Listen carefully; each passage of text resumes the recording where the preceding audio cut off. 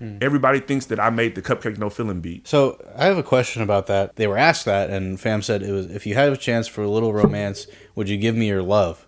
But my buddy in high school, when he slowed it down, and it was someone saying, if you had a chance for a little romance, would you give me your dro?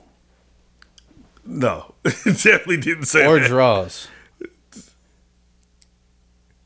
Oh no, I don't remember it saying dro. If we had the chance for a little romance, would you give me your drum?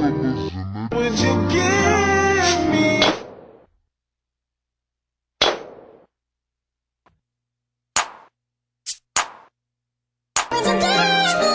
Now it's recording, and now we are fading in the video, and now we are here at the What's Your Ness podcast. Hello, I'm Spen Spenny, joined as usual by Alexander the Great, my co-host with the most, and this is the What's Your Ness podcast. Make sure you like and subscribe, because that's how you keep seeing them and how we keep doing them is your support in that way. It's free, so just do it, right? Yeah.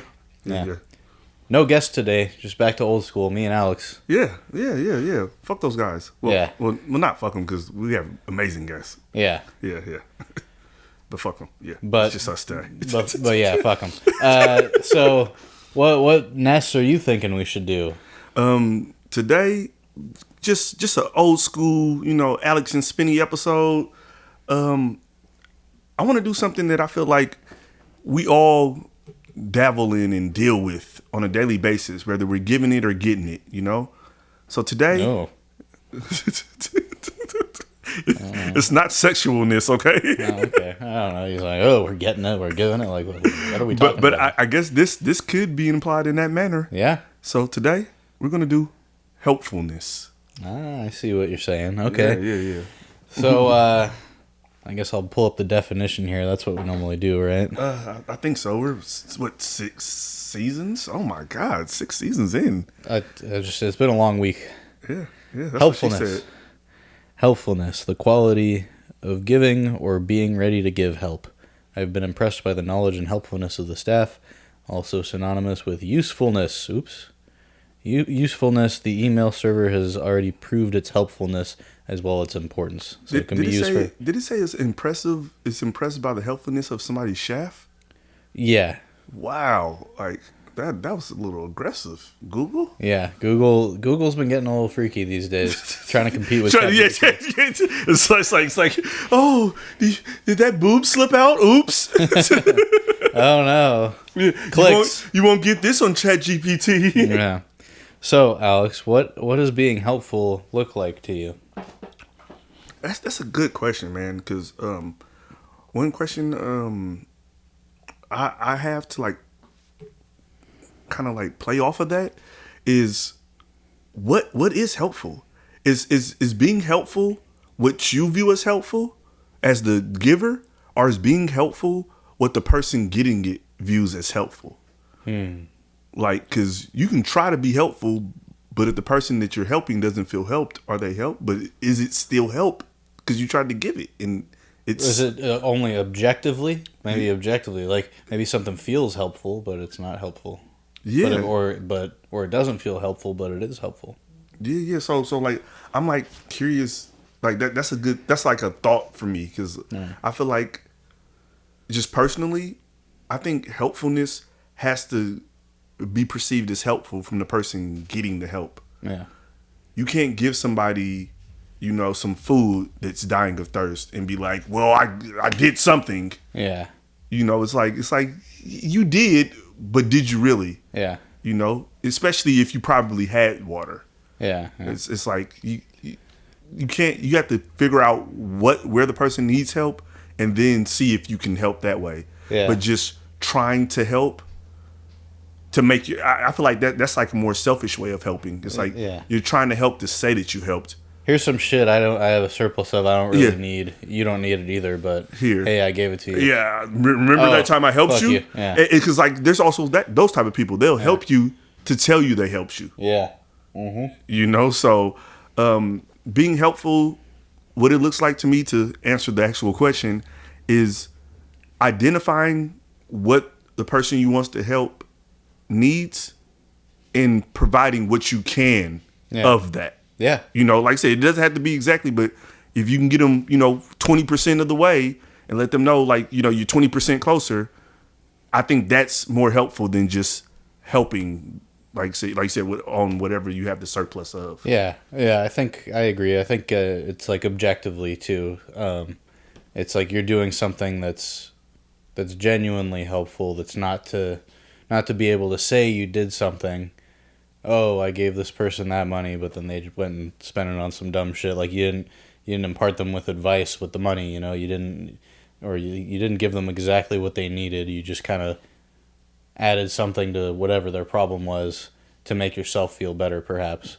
And that's not to say you shouldn't try to help people out because it makes you feel better. I mean, that's a natural thing. I think being compassionate and helpful to people, it does make you feel good. Yeah. I'm saying a lot of the help I give is because it makes me feel good. It's like I'm not, if it didn't make me feel good, I wouldn't help. Yeah.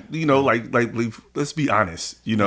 Like people help because it makes them feel good helping. It's like I was in a position and I helped this person. Yeah. However it could be. So that I'm just a very helpful person because it makes me feel good. Yep. Cool. Well, what's the most helpful thing anyone's ever done for you? I'm gonna go with the easy one, bro. I'm gonna make you think because, like I said, you've been behind those buttons, but today you got to talk because it's only me and you. So I'm gonna go with the easy answer. And I'm gonna say my mother for giving me life. Okay. That's the most helpful thing she could have ever done because now the world gets to have me, and you guys are welcome. Okay. That's a good one. Yeah. I was actually going to say something along similar lines, but not the exact answer. I was going to say both my parents, just for most helpful thing they did was just, being present and encouraging, what my interests were and like my strengths and stuff. I think, the older you get and the more you're out in the world, you realize a lot of people don't have that, encouraging parents, let alone, or parents in general, present parents. So I think that, having that was, very helpful, just guidance for life. Yeah, like I said, I try to explain that to my very spoiled she's not the only child anymore, but my very spoiled daughter, because she's very entitled at times, and it's just because she's had so much love, and it's not not just from my family, but from her mother's family also. Like I said, she's been that baby for a very long time. So it's like if me and her mother can't do it, and then the grandparents can't do it, then there's aunties, and then there's cousins. She has so much family that like it's almost impossible for certain things not to happen for her. Because she can somebody she hasn't asked for something like something as simple as me and her mother breaking our backs to pay her tuition. My mother probably sending her a little money so she can have a little bit of cash on her hand. Freaking first homecoming's coming up. It just happens. My uncle, not her uncle, my uncle, my mother's brother, just happened to be going out to Georgia. He pulls up on her, takes her to dinner, pays to get her hair done, buys her an outfit or something. Like, wow, that's nice. So it's like that little stuff is like, he's her uncle, so she's not calling him for stuff all the time, but he was out there. She know you already got clothes, like do your hair however you want to do it. But I think he got her nails done too. He got her nails done, bought her hair so she can get it done and everything, and just that level of community, is really helpful. And she probably takes a little bit of it for granted, as every human would, because it's accessible. It's like air, you don't think about it until you don't have it, and she's never not had it. Yeah. So it's like, it's just funny watching her, and I'm trying to, make sure I keep her grounded to understand that, like, you got it really good, so, tone down. Because she probably sees people who have more, or she perceives has more, and it it gives her a certain entitlement of thinking that she deserves more, and it's like, you got a lot, you're getting a lot, so like just friendly reminder from your father. You know, your grandmother has a mortgage and a rent. You know, like people have other stuff going on besides what you got, and they still here for you. Yep. You know, so. Do you think you're helpful on a daily basis? Honestly, like I focus on it, so I try to be. Like I think I'm overly helpful at sometimes, and like I'm like working on that because I give a lot of unsolicited advice just from seeing where people are and what I know would help them. I try to give them direction and guidance on that. Yeah. And what I'm understanding and realizing now is like I've wasted a lot of time and energy because you can't give somebody something before they're ready to grow. You know, until the seed's in the soil, you can't grow it. You know, if it's sitting on the table, it's not going to grow. You know, so you dropping seeds on you know, on the floor in your kitchen is not going to help grow. You have to make sure that they're actual like ready soil for what you're trying to plant. I love dropping seeds on the floor of my kitchen, though. I can tell. It looks like it. Oh, come on. I Clorox and everything, but you know. You know what I miss? What? I miss fucking Texas Roadhouse peanuts on the ground. What? You never been to Texas Roadhouse? I've never been to Texas Roadhouse. I actually went in there one time because I was kind of hungry. I was on the road, and they're like, "Oh, it's gonna be a 40-minute wait." I was like, "Fuck this! I'm gonna go get drive-through." Bro, your life sucks, bro. I know. And you missed the golden age. So They did peanuts on the ground, no, Texas Roadhouse used to have fucking barrels, like barrels of fucking peanuts, right? like Five Guys. Five Guys is that? Oh yeah, I don't fucking go to Five Guys. Yeah. But yeah, fucking and so like you said, it'll be a 30-40 minute wait. So what you do is you chill and you grab peanuts and you know you eat them and then you just throw them on the fucking ground. You right? Some fucking asshole, some unhelpful fucking asshole complained about it and considered it a health hazard. And now I don't know if it's everywhere, but in California, you can't do. They don't do that anymore. What? And I used to love just walking in there, stepping Crunching. on, It's like stepping a on fall peanut day. shells, and it's just grabbing some and adding mines to the pile. You know, I don't know, like that. That used to be amazing. Someone slip and die or something? No, just some bitchy ass person. You know, California, everyone's a sue for everything, and they probably sued them for something. A fucking kid that they weren't watching probably fell in it, and they probably was like, "Oh my god!" It's like, well, go to fucking Black Angus or something. Don't come here. Yeah. Like that's how it feels. Like you didn't have to come here. You know they have down to Black Angus. Yeah, you know they have fucking peanut shells on the ground. Like, why are you coming here complaining and messing it up for everybody else? Like, it was a dope aesthetic, you know. And it's like if you felt like it was a health hazard, don't fucking come in here. Did you ever hear the radio commercials for Black Angus? You brought up Black Angus. You ever heard the radio commercials for those back in the day? No, I've never heard of Black Angus commercials. Okay, it was very helpful to me in my development of doing impressions because I would always want to do that because it was a really deep voice. It was like, "You're hungry after a long day? You come on down to Black Angus. We got the best steak at Black Angus. Australian for anus." Like, I don't know. Australian for anus. I don't know. It was just like there was something about it. It was just very like, "Ooh, Black Angus," and it was like kind of creepy almost. Like it was like too deep, too raspy. Yeah. That's the 90s. Yeah, That's the 90s for you, bro. yeah. You just reminded me that you brought back a childhood memory of the weird Black Angus radio ads. They were just always on the freaking station that we listened to. Oh, yeah. That's hella funny. Yeah. I've never heard one. It must have been, like you said, a clear station. Yeah. Because I never heard a Black Angus commercial. Yeah, it was definitely a clear station. Okay. Definitely a lot of like Jefferson Airplane type shit on that station, probably. Most helpful thing. Oh no! Wait. No. How do you helpful for on a daily basis? Do you think you're helpful on a daily basis? I don't know, man. I mean, I try to be sometimes, but I feel like a lot of times I'm just like, well, no, that's not true. Like I am. I feel like I naturally am. Yeah, but I'm not like thinking about it. Yeah. But like because I'm always like people pleasing, not even people pleasing, but I'm always just like, oh, I gotta get this thing done for this person and get that done for that person, and like, I don't know, and like at work, like I'm always like in the job I work in, there's a lot of like freelancers who show up to the jobs where I work that like they've never done it before, so I have to like I don't need to walk them through it, but I just do just to make it like more efficient for everybody, and then that like a byproduct of that is like they have now been helped, and it's gonna make them doing jobs easier. Yeah. And I have no really stake in that outcome besides the immediate self-interest of let's get the show on the road. Yeah. Because sometimes some people show up, they don't even know what the hell they're doing. But Yeah. but that's, so it's like, that's an example of like being helpful on a daily basis where it's not something like, ooh, I'm doing this to feel good. I just think about it, I'm like, oh yeah, that probably like It really makes everybody's life better. I just like improved that guy's skills and just gave him like free consulting just to like make my life a little easier in this moment. And now that's going to be like something he can take with him. Yeah, exactly. Yeah, see, there you go. Yeah. Helpful on a daily basis. Yeah. Yeah. I guess. Try to be. How do you think we as people can be more helpful to each other? Handy J's?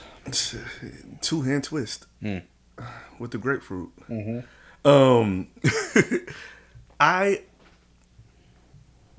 I think there's way too many opinions, and people are giving too much of their opinion on things. So to be more helpful, I think everybody should focus on what they've experienced. Yeah. It's like you shouldn't be telling somebody what you think. You should be telling somebody what you know. Yeah. And I feel like too many people speak on things that they think are true, and they have no real confirmation that it is true. That's so real, yeah. So I think the way that we could be more helpful is just speak from your experience. But then also in that same breath, understand that it's your experience and somebody may not experience that situation the exact same. So it's like, give them some grace in not doing it exactly how you explained it. Yeah. Yeah, I think that's a definitely a good one. Being more kind of just grounded in your own experience and what your background is or how it related to you and how it might be relevant to other people when even considering giving something that may be advice. It might not even be advice. It might just be, sharing a relevant story that's going to then be helpful. But I don't know. How do we, as a people, how can we be more helpful to each other? I'm trying to think. I think listening more. I think going to your point, it's like, because that's the someone will tell, like, you might hear someone complaining about something or have some problem they have, and you only pick out a couple key words because you're not really listening. So then you go off and start going on some tangent about, oh, well, you should do it this way and that way and da-da-da-da-da. And if you weren't really listening, like, you might be going back into that previous situation we were just talking about where you're kind of, it's not like you're trying to give bad advice, but you're not really giving relevant advice to whatever's going on. A lot of people are listening to respond, not listening to, hear what somebody has to say. It's like you're waiting for your opportunity to interject. And I think we all need to be more helpful. And, other ways of being more helpful is, like you said, being mindful. Yeah. Shout out to our last season episode, Mindfulness, one of our top viewed episode now. Oh, really? Shout out my guy Corey. Hey, man, Corey, like I said, you did it, man. You got our top episode, and it took you no time, bro. Like, you killed it.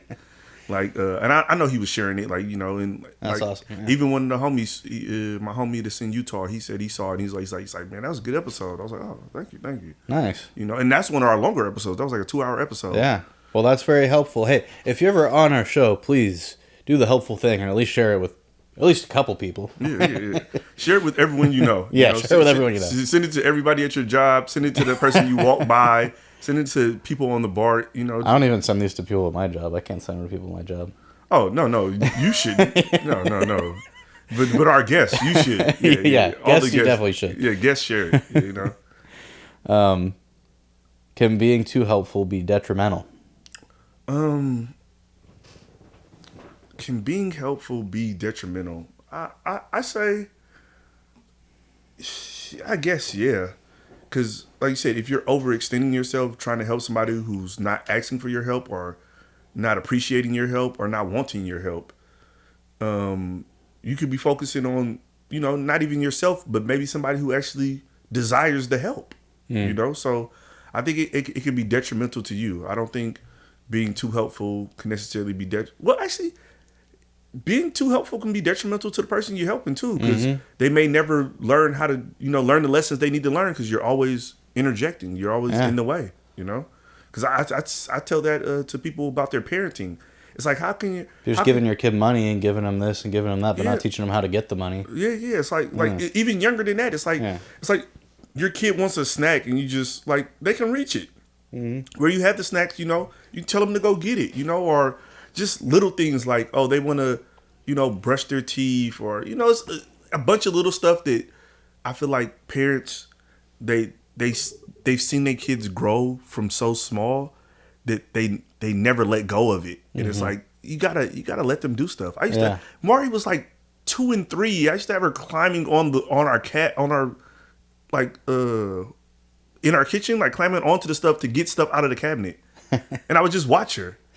And she hated it. Yeah. But I thought it was vital for her to understand the effort. Yeah. You know? And she told me when she got older that she hated it because she knew that I could do it easier. Yeah. But it's like, no, you got to work for things at times. You know, like life isn't just given to you. It's like, do you really want it? Go get it. Yeah. I'm here. I think you're safe. I think you got it. Push the chair over there, climb on the chair, climb on the counter, grab the cup, and then I'll pour you the juice. Yeah. You know, it's like if you really want some juice, which is some BS in my opinion, work for it. Go. Yeah. Get the cup. I'm not. Why is the juice BS? Because it's sugar. It's just sugar BS, you know? So it's like, if you want some sugary BS, I got you. Yeah. But do something. Yeah, yeah. I'm not going to make it super easy, you know? Because, like, that's like a bad mental, you know, framework to where things, you get dopamine easily. You know, I don't want her to have easy dopamine spikes. So sugar and, you know, sweet things is something she wants. So now she knows she got to push the chair, climb up, get the cup, knowing that it's easier. And she has to be irritated that she knows I could have did this in half the time at least. Yeah. You know, it's like the whole irritation and all of that. She has to think about that next time she wants some juice. Yeah. And she may just go grab some water. Boom. You know, and my daughter drinks a lot of water, you know. She wasn't like, we didn't keep soda and stuff at the house. That's good. You know, so sometimes. Yeah, I didn't really either growing up, but then like once I was able to get it for myself, you know, once I had money, like had a little job and I could buy sodas, I'd be drinking sodas all the fucking time. But then you realize like, oh, this is making me not feel good. Yeah. Like, but so many people just like drink that instead of water.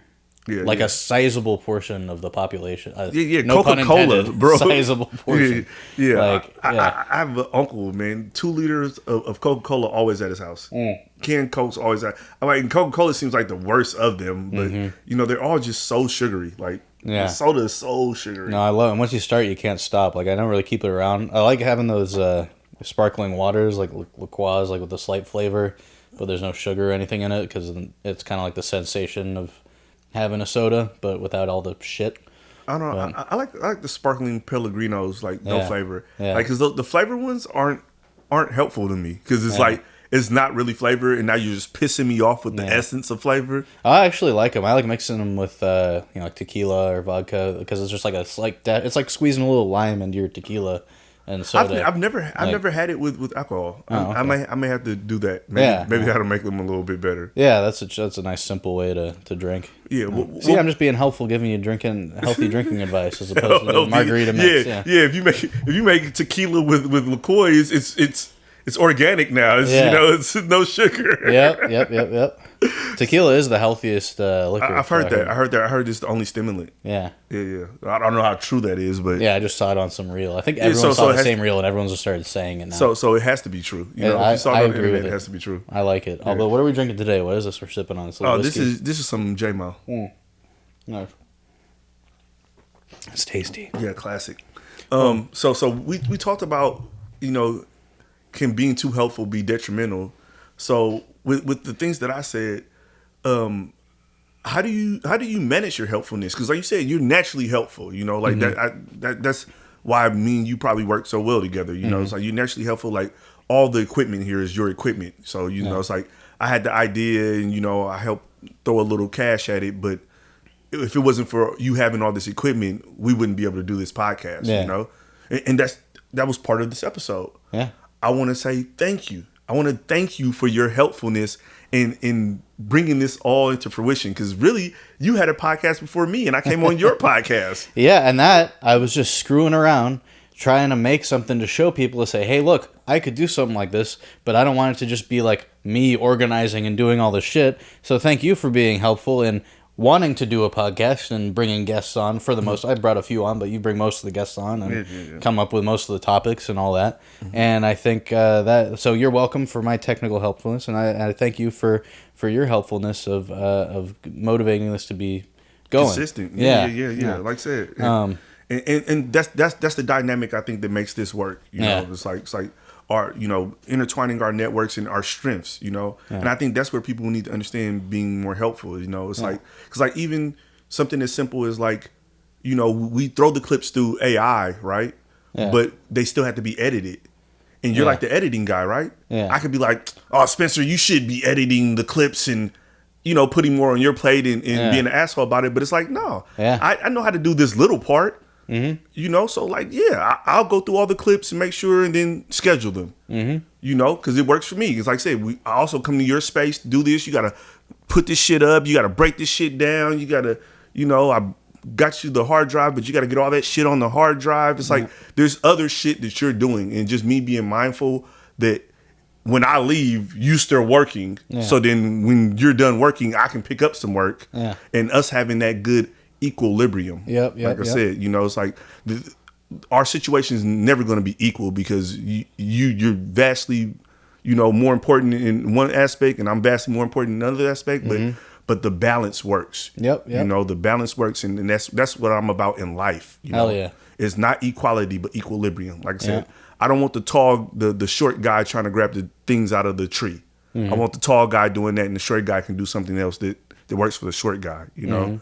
And I feel like too many people are trying to, you know, push equality, and it sounds good, but it just doesn't make sense in my logical male brain. You know, I want equilibrium, you know, and I want, you know, that understanding and mindfulness of, like I said, the work you have to do to get all this shit up. Like this shit doesn't. It's a lot. That's it. I mean, I kind of got it down to a, you know, pretty quick. I leave most of the stuff set up and just plugging in a few things, but it is like a lot to keep track of, but I've been doing it so long. And as far as managing my helpfulness, I don't know.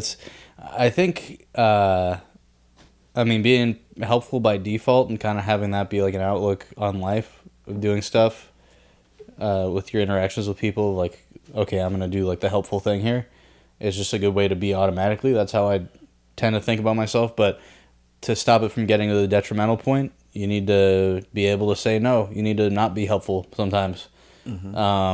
Like, for instance, I have some family who have a business, a restaurant, a little cafe.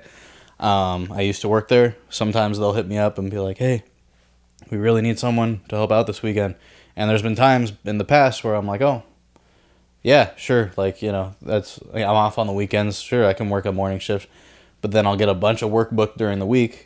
And freaking next thing you know, it's like I've had a full 5-day week, and now I'm like getting up early on Saturday, being on my feet, making sandwiches for a fraction of the pay of like what I would make in my regular job. So, you know, I still like to help out there, but it's like you have to know, like, even like sometimes you got to be like, no, sorry, like can't help you. Good luck. I need this. I need this rest day. You know. So I think just like remembering to prioritize, you know, rest and self-care and doing things I want to do with time I have is important. So, like I said, using some of that helpfulness for yourself. It's like, you know, what do you need that you can give yourself? You know, how do you help you?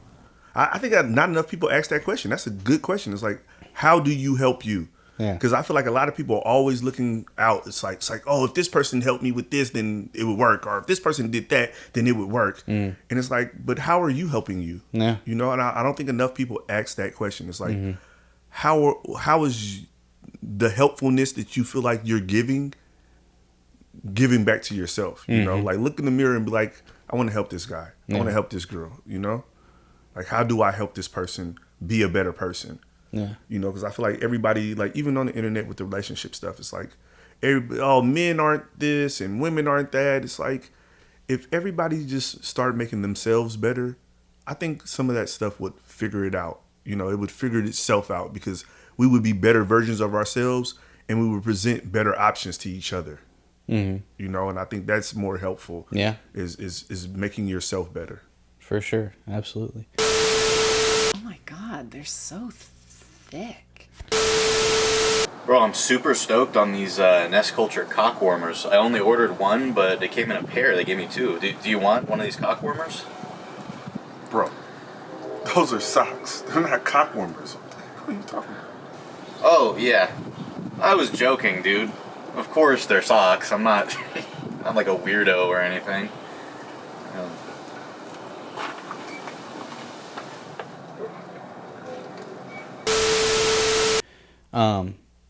Could you give me some advice on how you think I can be more helpful to you? Oh, man. Oh, I forgot we had that question.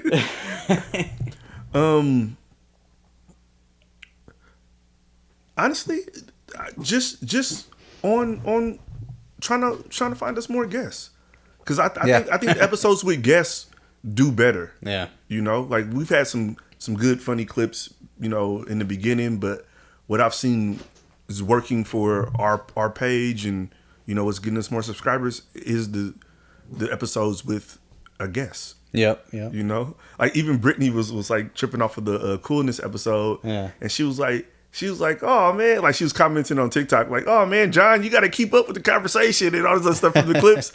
And then she's like, where did you guys get that guy John from? I'm like, oh, you didn't watch the episode. I was like, that's Spencer's dad. It's like, who's this guy John? Yeah. Like, where did you get John from? Yeah, just the old guy just came on the podcast. Yeah, just found him off the street, stumbling yeah. around drunk. We're like, you're funny, get in here. Mm-hmm. Yeah, we got to get Brittany on for whiteness. She's not coming. But actually, her kids are going to like start school soon, so she may have a little extra free time. But cool. and I have seen her because we talked about this. She's been doing more of her content on TikTok with her face showing, which is something she doesn't really do. Oh, okay. So maybe I could like persuade her now to like come on, be like, we'll chop up a bunch of clips. You can use them on your page and talk about, you know, going semi-viral with the coloring book, and talk about your coloring book and you know other things you offer, and then you can just, you know, that'll be some free content that you can use. That'd be helpful. Yeah, that'll be very helpful. Mm-hmm. Brittany, it'll be okay.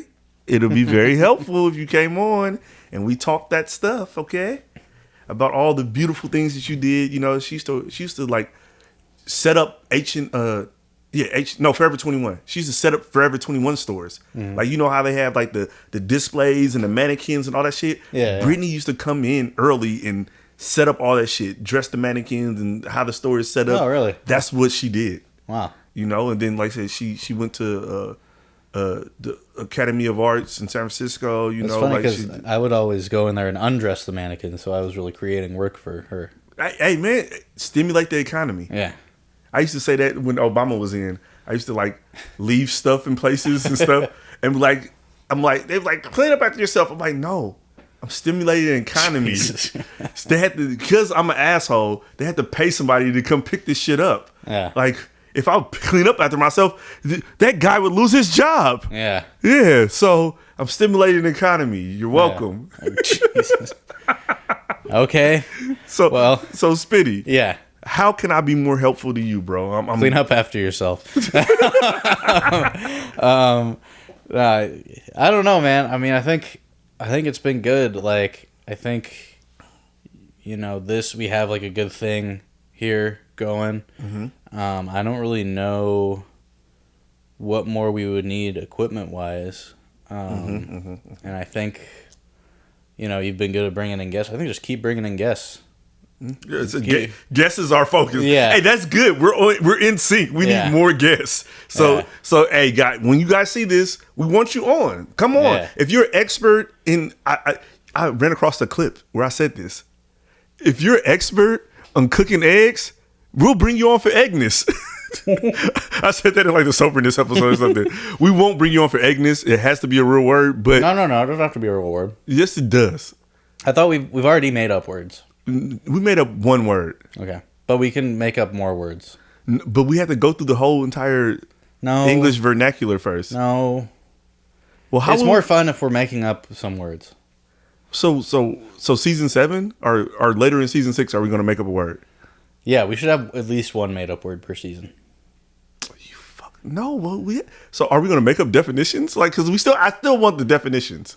Yeah, because I think you can make up words that aren't like technically real English Ness words, but still have. I mean, if you like. Oh, yeah, like the prefix. Or yeah, something. if you want to talk about eggness, it's just like, okay, we're just going to talk about eggs. We're going to do a deep dive on eggs. Yeah. Okay. All right. Spermness. We'll do a deep dive on sperm. No, we won't. Well, yeah. I'm just trying to be helpful. Bro, don't help me like that. I brought samples. Oh, Spencer, no, this episode's over. Yeah. No Diddy.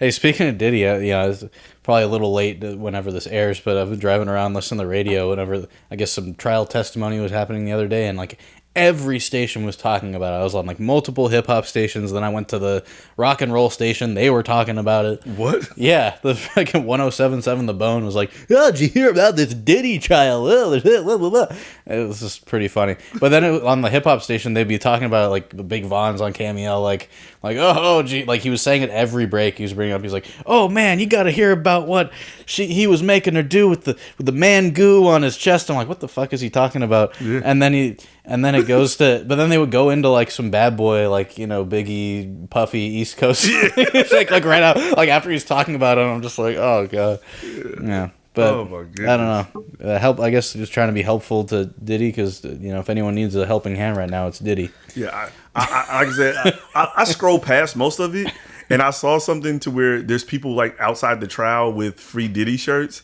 And I heard they were getting paid. Yeah.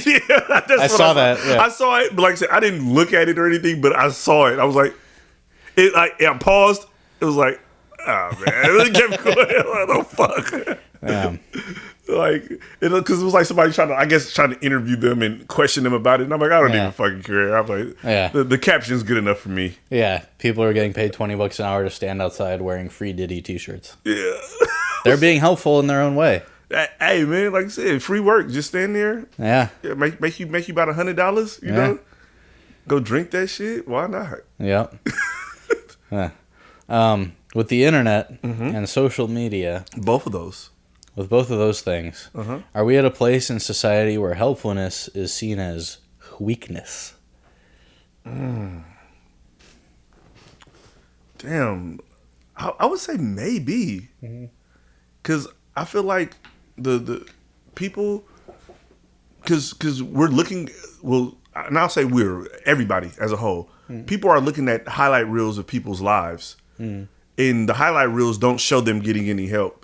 So it's like, if you need help, then you're weak, and if you're giving help, it's like, oh, you're dick riding. You're virtue signaling or whatever. You're trying to appear like you're doing something great. Yeah, like you said, everything has a negative spin on it. Yeah. If you allow it, you know, it's like, so.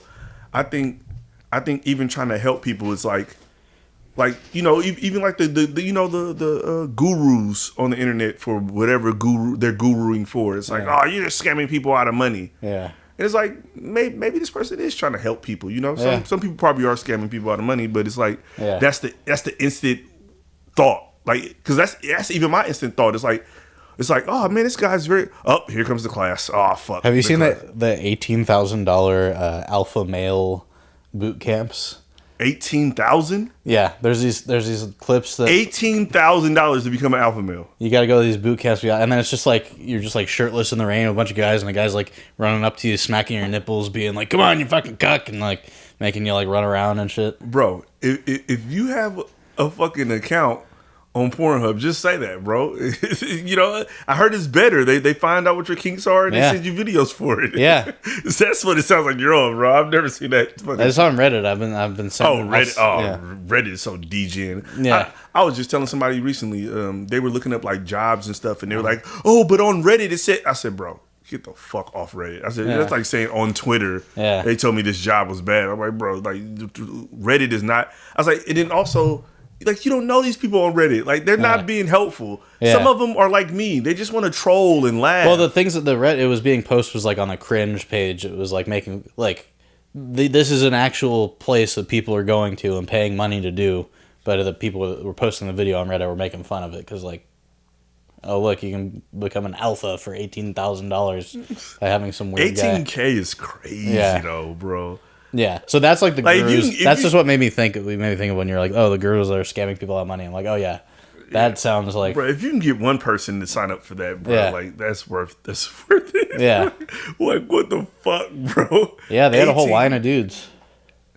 But that's the scam. Yeah. That's their friends. Yeah, so they were like advertising for it. It's Yeah. fake. Yeah, probably.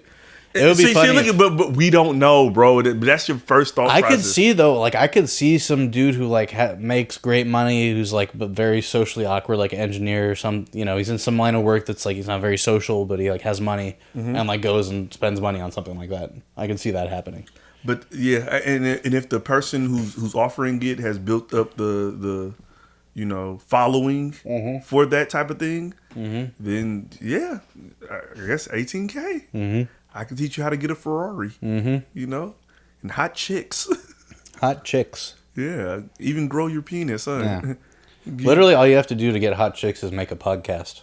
Oh, clearly, like that's how it works for Everybody. Everyone who's ever done a podcast. Yeah, just like hot chicks. Yeah, it's like I'm beating them off with a stick, and whoa, you wouldn't imagine what type of stick it is. Okay. Yeah. Moving on. Beating them off. Have you ever noticed the most successful people in the world get the most help, while the people with the least amount of resources feel they can do it all themselves? Yeah, I see that a lot. Just in certain demographics that I deal with, I feel like people who don't have it yet want to feel like they did it all by themselves, so they can say that they did it all by themselves. But everybody that I see that's successful that I study about has teams of people helping them get to where they're going. Yep. And I feel like a lot of people don't grasp that concept, and that's maybe why they're still in the financial situations they're in. Because I explain to my daughter all the time that we all need help. Yeah. Like even one time when she was younger, she needed something. I didn't have the money for it. I asked my mom to get it for her. My mom like sent me the money and got it or something like that, right? And then I told my daughter to go thank her grandmother because it looked like it came from me. And my mom was like, "Why did you do that?" She was like, "You could have, like, I did that for you to do for her." And I was like, "No, Mom." I said, what she needs to understand is that even her father, somebody that she feels like gets her everything that she wants and everything else like that, he needs help sometime. Everybody, there's nobody who doesn't need help, So it's like, I wanted her to kind of like, get her first glimpse at that. Like, yes, like I needed this and I asked my mommy and my mommy got it for you. Yeah. So you say thank you to her. You asked me for it and I probably could have got it, but I was just like, it might have hurt me a little bit more. So that I asked my mom because she subsidized this situation. And since she subsidized it, the thanks needs to go to her. Yeah. It's like, I don't need to, I do enough for my daughter. I don't need to take credit for what somebody else has done, Like I even told Fab that because everybody thinks that I made the Cupcake No Filling beat because I'm like the producer Drunk Boy, right? And Fab was like, "Man, I would tell people I did it." I was like, "Nah." I'm like, I've done so much in my life, like I wouldn't take credit for something I didn't do, even though like no one can find a producer who made the beat. Yeah, I'm not gonna start saying that I did it and I know I didn't do it. Like I said, I've accomplished too much in my life to try to take other people's credit. I got enough credit for all the things I've done, So I have a question about that.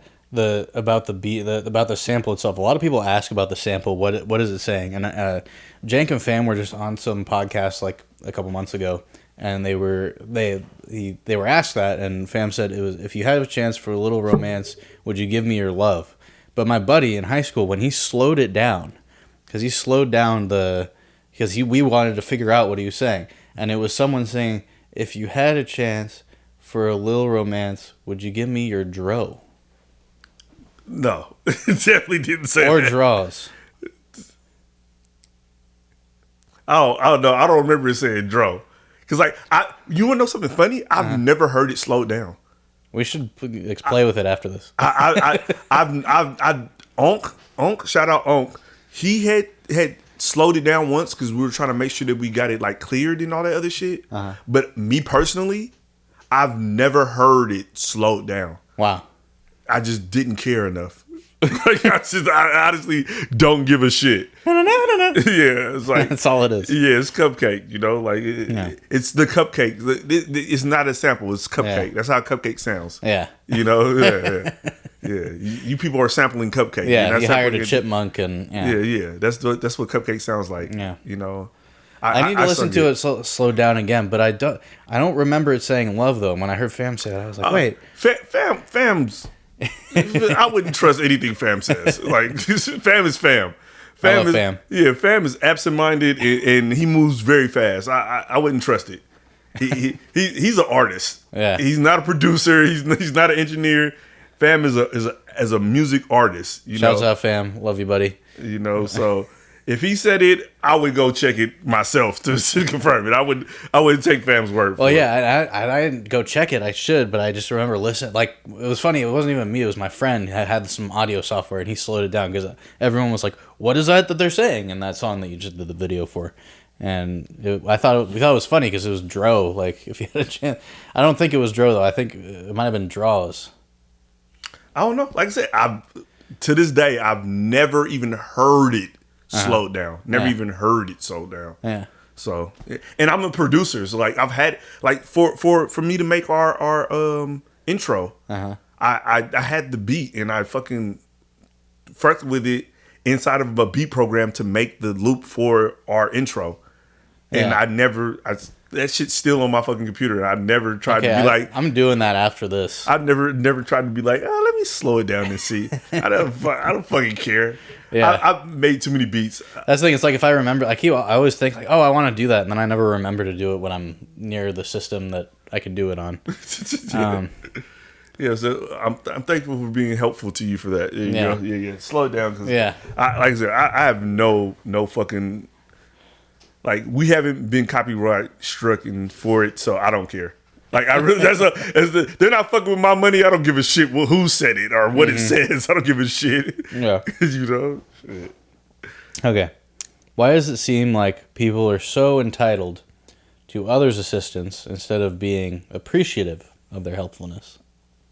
Once again, going back to our last question, I blame the internet. I blame the internet and social media. I feel like people feel like they deserve things that they don't. Like I said on the last episode, it's like I feel like you can't deserve anything you can't give yourself. You know, and if you can't give it yourself, that means whoever's giving it to you, you should have the utmost admiration and respect and appreciation for them doing it for you.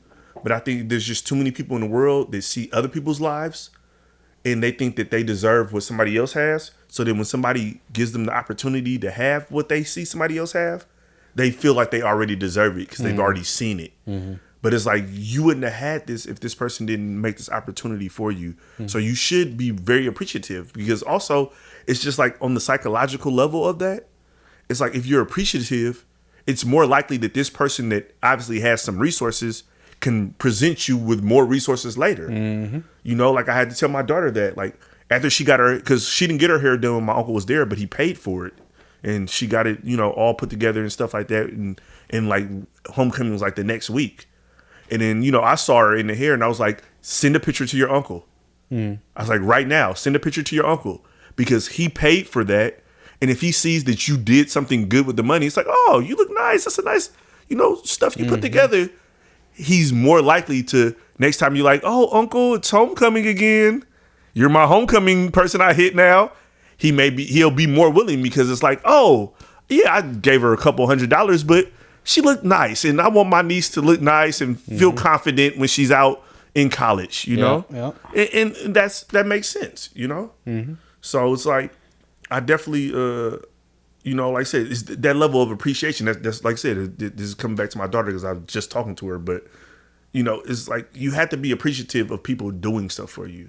And I think the world is just, everything's so entitled because everyone's seeing everyone's highlight film that they think that they're just behind. So then catching up to somebody who's probably lying on the internet makes them feel like they're just now making it to the baseline. Yeah. So then they forget to look around and appreciate the people who legged them up. I like keeping people on their toes. I'm always taking pictures of my laptop screen with like Dubai, you know, holding up a glass like I'm in Dubai or like I'm in, you know, freaking like the Bahamas or whatever. Bro, we haven't used the green screen in so long. Where is it at? It's back there. Okay. Yeah. We have to do some green screen stuff. I know. We are. Yeah. That would be, yeah. Hey, we should get another one and do an episode where we just do like backgrounds. Can we do live backgrounds when we record? I need to fuck with it. I think we can, but I haven't actually done it. But I'm pretty sure I've seen. I think that'd be funny. That'd be a funny episode. We could just that could be a theme episode, Yeah. and then we just do like. Yeah, I think it's background. possible. I haven't tried it with this thing, but I think we can. Okay, well, hey, that would be very helpful if you tested that. Okay. Yeah, there's a lot of unhelpful things of like not testing. Like we still need to get the keyboard going and all that. Yeah, you never did the soundboard. We definitely need to do the soundboard. Yeah, I got to do that. I got to film more skits. I think priority. I need to film more skits. But anyways, we can talk about that off the air. Yeah. When was the last time someone helped you in an unexpected way, and how did it impact you? Last time somebody helped me in an unexpected. Mm-hmm. I don't know. Maybe I'm entitled. I don't feel like I get too much unexpected help. Mm-hmm. Well, one day my dad won some money at the casino and he shot me a hundo. Nice. Yeah, shit. That's helpful. Shit, Yeah. a hundo. I can never go disrespect a hundo. Yeah. A free hundo. Yeah. Because I'm not a gambling man. I don't gamble. Yeah. So my dad went to the Oaks Card Club. You know, hit for a little bit. Shot me a little hundo. What did he play? I don't fucking know. I don't care. Like I said, I tell him thank you. Oh, thank you. Yeah. I took that hundo, man, and probably bought some food. Nice. That sounds like something I would have spent that hundo on. Yeah. Yeah. When's the last time you got some unexpected help? Well, I'm trying to think of what to say. Oh, you know what is kind of weird? Well, I don't know if this is helpful yet, but apparently my aunt and uncle were at some stand-up comedy show the other night, and we're like, it was like one of those shows where the comedian kept interacting with the audience members, and he was asking them about like if they have any like young relatives, like nephews, and my uncle started talking about me, and he name-dropped me that I had done stand-up comedy, and then I did like terrible comedy, and then anytime the comedian for the rest of the show, anytime he would do a joke that would fall flat, apparently he would say, "Oh, like that was a Spenny joke," and then like by the end of it, like the crowd was chanting "Spenny." Like the MC came out and said, "Next week, our headlining act is gonna be Spenny," or not next week, next month. So, and I've got tickets. My aunt got tickets. We're gonna go to that show next month. So I don't know if anyone would remember. It's probably gonna be a different audience and shit. Yeah. But I think the organizer will be the same guy, so I could at least go and say like, "Hey, I'm the one they were talking shit about." Yeah, I'm the unfunny guy. Yeah, I don't know if that'll lead anywhere, and I don't really know if it was helpful. It sounds like they were kind of dragging my name through the mud a little bit, but No, you got tickets to a comedy show. I did get tickets to a comedy show out of it. Hey, So. man, I'll take it. Yeah. Yeah. That's what's up. Yeah. I still want to bring your brother on, man. When he's gonna come on and tell us some jokes? I don't know, man. He's like doing shows every week in LA, so he's been doing good. But yeah, I need to get him up here. I need to just keep badgering him and have him come stay at the guest house and party with us for a couple days. And Yeah. That sounds like a good combo. yeah, Yeah, and we could set up a keyboard or something, couldn't we? yeah, I'm saying totally. because that keyboard looks fucking huge, but I have a smaller one or something. We could set up something and make some sound, right? Yeah. Doesn't he use a keyboard with his comedy? He does. He plays songs and sings along with like he plays keyboard and sings like live songs about like eating ass and fucking all kinds of shit. That fits this podcast perfectly. Yeah. We can get that guy on here ASAP. So, bro, why are the lights white?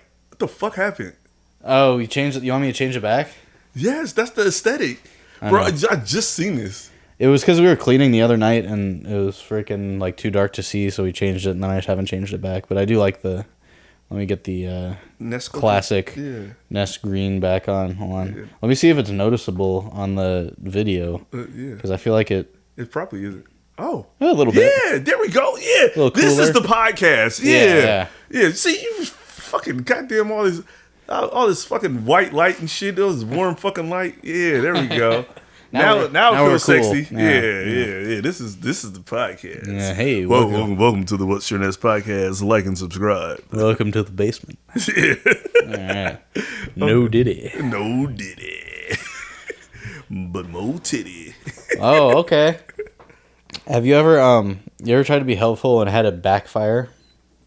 Have I ever tried to be helpful? I feel like probably a bunch of times. Yeah. Like, cause I'm the type of person I'm big on investing and like I said, I'm good with numbers and I try to actually I had a very unpleasant conversation with somebody recently because they were calling me for advice and I was just like, I'm tired of giving you advice that you're not taking. Like, I'm not giving you any more advice. And they've taken some of my advice, but it's like this type of things they were asking me about were like personal decisions that they feel about. And when they make feeling decisions, whatever they felt before they called me is just what they do after. I could give them a full logical understanding on why they should do it this other way. But then as soon as we hang up the phone, they still feel the way they felt before. So they do what they felt.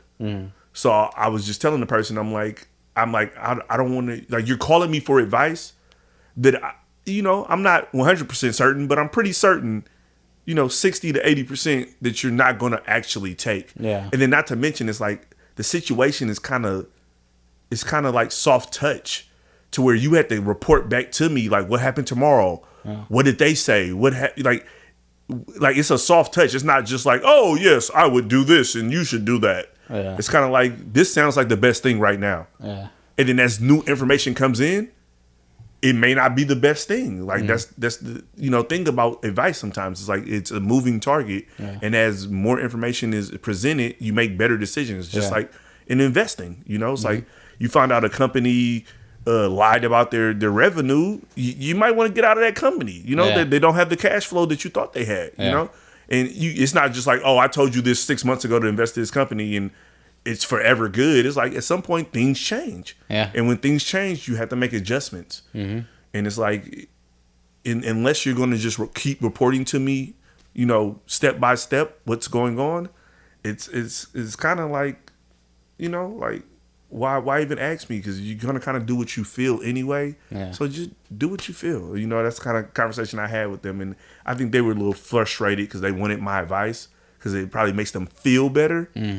But it's like I'm tired of it's like, what's the point of making you feel better for you to do something that's not what I think is the best and what you have seen the results of. It's not necessarily the best for you, but it made you feel good in the moment, so you did it.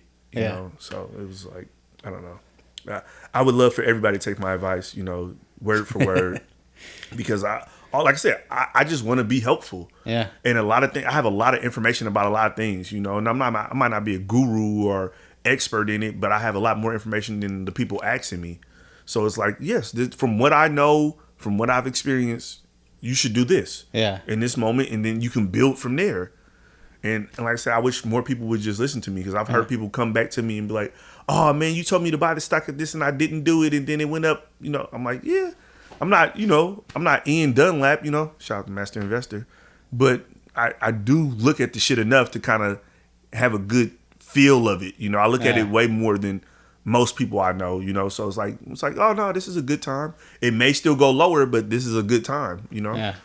And like I said, that's my main thing is like, I told myself also, because I'm pretty condescending at times, and I'm an asshole. But I told myself, I just want to be more helpful to people. Like, as helpful as I am, I'm kind of an asshole about my help. And I want to be less of an asshole and just help. It's just if you're coming to me for the help, it's like, if I know that you sincerely want the help, I'm going to just give you the answers. Yeah. Like, this is what I do. And I want to make it real short and sweet. Like, yeah, do this. Yeah. Like, that's my, like I said, I want to make it quick. It's like, that's my gist on it. You should do it. Yeah. It's on you to do it. And then also it's like, this is one of the reasons I want to do the episode, is me talking about me separating my advice, my emotions from my advice. Because a lot of times I would give people great advice, like something I know is great advice because they were so low in this department and I knew enough about it to like, yeah, do X, Y, Z. And I used to feel good, like, yeah, I helped that person and they're going to do it. And then next time I talk to them, their life is going to be better. And I'm going to feel good that their life is better. And then I would talk to people a month later and it's like, oh, yeah, I'm going to do it. I'm like, it's too late. Yeah. Like, what the fuck are you talking about? Like, we talked about this a month ago, Yeah. and you were all excited, and it used to enrage me. Like, it used to really make me upset and mad about it. And I realized that's not what my help is here for. You know, it's like I'm supposed to just give it and just let people take it for what it's worth. And if they use it, they use it. If they don't, they don't. You know, I can't attach my emotions and my views of what their outcomes should be based off of what I would get or what I would do. Yeah.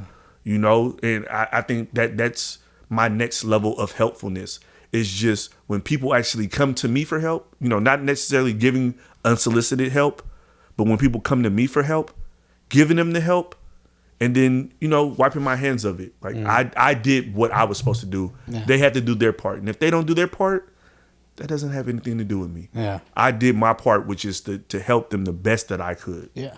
You know, and I think that's my next level of helpfulness is just helping anybody that I care about. I want to help them, and I don't want to have the emotional attachment I had to my help For sure. that I used to have, to where it used to like bother me when they didn't listen to me. Yeah, that's what I think. I think we can all work on that because I think that's definitely that was going to be kind of my answer to was like doing something that I thought would be helpful that ends up like being like not in alignment with, you know, the person who like whatever they thought they needed or whatever they actually needed versus what I thought would be helpful in that scenario. Mm-hmm. I think, you know, and that happens like at work, like in friendships, relationships, like it happens all the time. I know sometimes you put the cart before the horse, right? Like you kind of get out of here, so like, oh, you know what, I'm gonna help you out with this, and then one person's like, no, why the fuck did you do that? And then I'm like, okay, like now I feel like an asshole or whatever, or just like I wasted my time. But I think it's, you know, that's just life. You're just always going to be learning where you can help yourself and where you can help others. Yeah. Like I said, it's a soft touch. It's not nothing. I don't think it's anything that you can even teach somebody or somebody can teach you. It's like it's a soft touch depending on the people you're around and the person you are. Mm-hmm. You know, like that's where the soft touch is. And then, like I said, sometimes somebody that has gotten great advice from you, you would give them some more great advice and they won't take it. Mm-hmm. You know, they took the last advice and they won't take this advice, and you can't feel any way about it. Yeah. You know, because like I said, it's all about doing your part, and your part was just giving them your understanding of it. You know, it's like if you told somebody how to set up their things and wrap the cords and the shit that you've been doing for, you know, over a decade. Mm. And then you come to their setup and they don't have it set up the way that you told them to.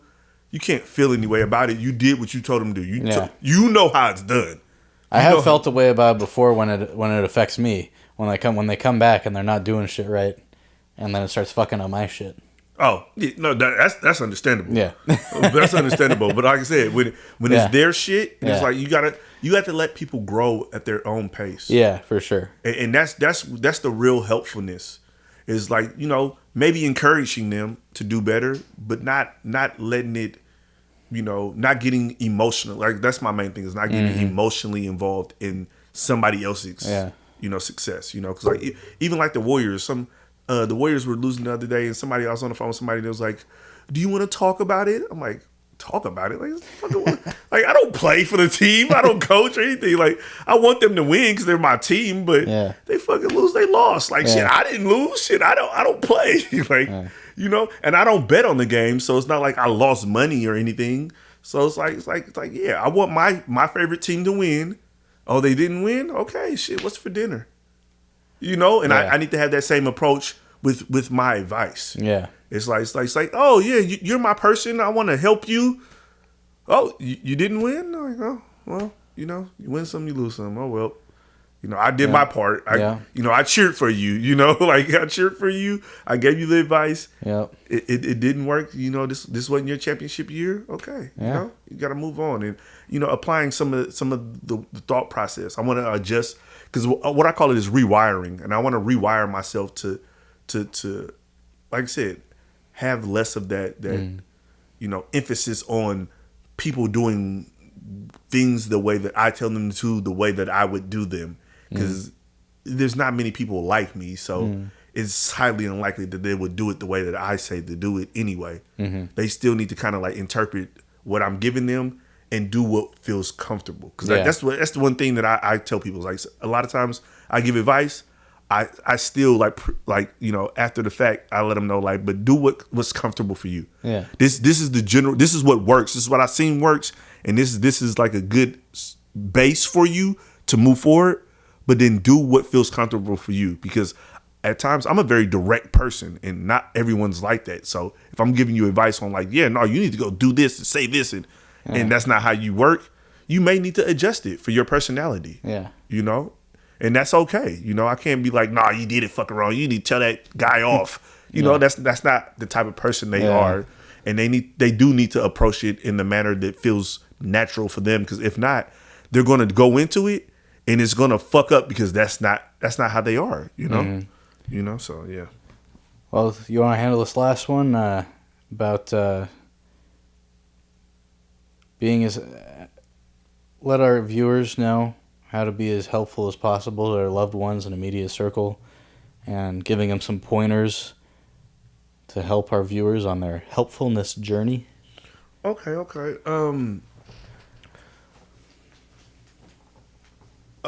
I think like I said, if you're a human, you're a person out there, you're watching this podcast, and you want to be helpful, I think the main thing you can do is ask somebody if they want your help, or give somebody the understanding that you know more about a certain subject than they do. If you see somebody and you know that they need help and you have insight on it, I think approaching them and asking them would you like me to give you my opinion or my expertise? Because like I said, if you know more about it, you can would you like my expertise on this? Because I can give you some good advice on it. Mm-hmm. I think prefixing people with them understanding that it's not just an opinion. It's like oh no, I've been through that. Would you like me to? Instead of just offering the advice, asking somebody, do they want the advice first? I think it'll be received better. Yeah. Did I ever tell you about this chick that came up one time when I was working at the restaurant and gave some unsolicited advice in the most annoying time possible? Basically, this guy had sent back an order, or not sent back an order, but came back and said, hey, this is all the meat that was on my sandwich, and it was this expensive meat, which is why the sandwich costs normal sandwich price, but there's only a little bit of this meat on there because it was an expensive meat. Mm-hmm. And I look at it, I'm like, hey, I call back to the kitchen, no, that's the standard amount. I was like, oh, okay, yeah, sorry, they put the standard amount on there. When he kind of huffs and puffs and walks off, but he was still sitting over there eating, so I was going to go give him a little snack or something to be like, hey, sorry about that, and kind of explain. But we were in the middle of a rush. There was a line around the corner, right? So I just kind of did that. And then this girl comes up the next line, and she's like, so do you want a pro tip from the restaurant industry? And I was like, excuse me? And she goes, if the customer is unhappy with it, you should apologize and make it up to them somehow. And I was just I was about to I was done. We were in the middle of a rush. People are coming, where's my food? There's only this much freaking counter space at the time. So 20 sandwiches, our crew's back there fucking going crazy. Yeah. And I was just like, you're going to come in here with that right now? You think I wasn't going to go explain to the guy when I'm not helping you and the 10 other people behind you. Yeah. But it was the thing that just reminded me of that, hey, could I give you some advice? That would be a way to present it, but you have to be aware of the context in which you're presenting things in. Yeah. And I did. I went over to that guy. Once the line was all clear and everything was kind of in motion, I went over to the guy and said, hey, I'll make you something else off our menu on me, but let me just explain to you this is why that's so much. And I let the bosses know, hey, whenever anyone orders that, we need to let them know that it's with the expensive meat and there's not going to be that much meat. It's not going to be a full meal. And I made him a little turkey sandwich and gave it to him, and it was totally fine. It was cool. Yeah. But it was more it was the fact that she had the audacity to kind of condescendingly a pro tip for someone who works in the restaurant. You think I don't know what the fuck I'm doing? You're if you were a pro in the restaurant industry, you're not going to come fucking lecture me in the middle of a rush when there's 10 people. Yeah, why don't you order so I can get to the rest of the customers? We might lose a customer because you're trying to give me pro tips. Get yourself ready for some burgers and cum. Burgers and cum. Piss in your potatoes, burgers and cum. Some of that shit in your tomato. That's from South Park. You ever see the Yelp song about coming in the food. Anyways, I never came in anyone's food, but I would have. Hey, that might be on one of my lists. You know, why are you kicking me? What is wrong with you? Oh, you getting kangaroo kicked over there? Yeah. Heggy. Hey, go. Off. Yeah. You lost it. You were good all episodes. You start kicking me. You was probably having a dream or something. Oh yeah. So, anyways, I went off on a weird tangent there, but no. I feel like that ties in. It's like the pointers on how to be helpful. It's like it's not. Always look at the bigger picture. Like if you're gonna give somebody helpful tips, helpful pointers, macro it. You know.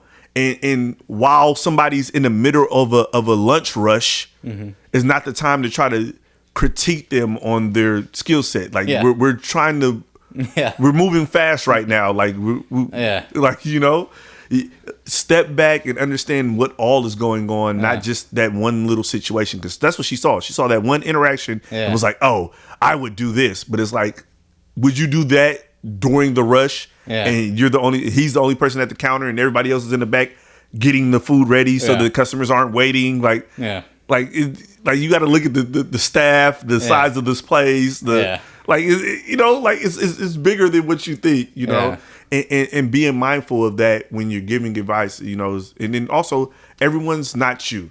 Yeah. That's one of the main pointers I want to give you. Actually, I'm not going to say everyone. No one is you. When you're giving advice, you realize no one is you. So they're not going to do it the way that you would do it.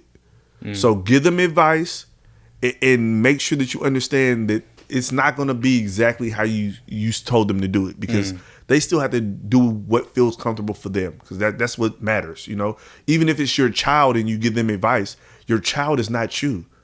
Because that's one thing I've always given my daughter the liberty of doing is adjusting my advice to fit her situation.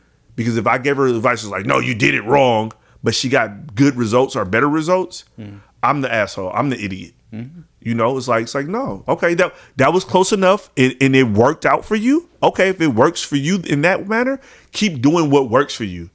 When it stops working, that's when you need to come back to me and we need to I need to give you some wisdom and some advice or some outlooks, some adjustments. Like, oh, well, I see this, that, and the third. Do you see that? How do you think you should go about that? And I think that, that's one of the main advice that I want to give to our viewers about being helpful is remember the person's not you. So give them the best advice you can and just pray that they stick to it as well as you could expect somebody else to do it. So what do you think? You got any little pointers? Like I said, you've been in the restaurant business, you've been a lot of jobs with customer service. So is there any pointers you have on being helpful to others? I think, well, pretty much all the points you just touched on and that I kind of touched on with the story, like leaving condescension out of it is important. I think you heard me say that. That's like one thing I'm working on. It's like, because like I said, also it's just people know me, and usually people I'm giving advice know me, so I'm like, they know I'm like a little asshole. So like the condescending tone comes with me. I get that way too, especially if it's something that I've maybe explained a couple times, and especially if it's tech related, and I'm tired of explaining it. Then I might be a little condescending. But you can't, like, if you're like on a job with someone and I see they're setting something up wrong or something like that, I'm not going to be like, that's not how you do it. I'm going to say, hey, you know what? Like, actually a good way to do it is this way, because then the other way you might damage the cable by wrapping it like that or whatever, So I think, just being kind with people and but still direct is good. Yeah, the passive aggressive is not. It's not it either. Yeah. Condescending and passive aggressive is not the way to go about it. So make sure that you're being direct. Yeah. But like you said, you're being kind and mindful. Yep. Yeah. Be kind. Be mindful. I think that's about it. Yeah. You got any final things for the people out there? Yeah.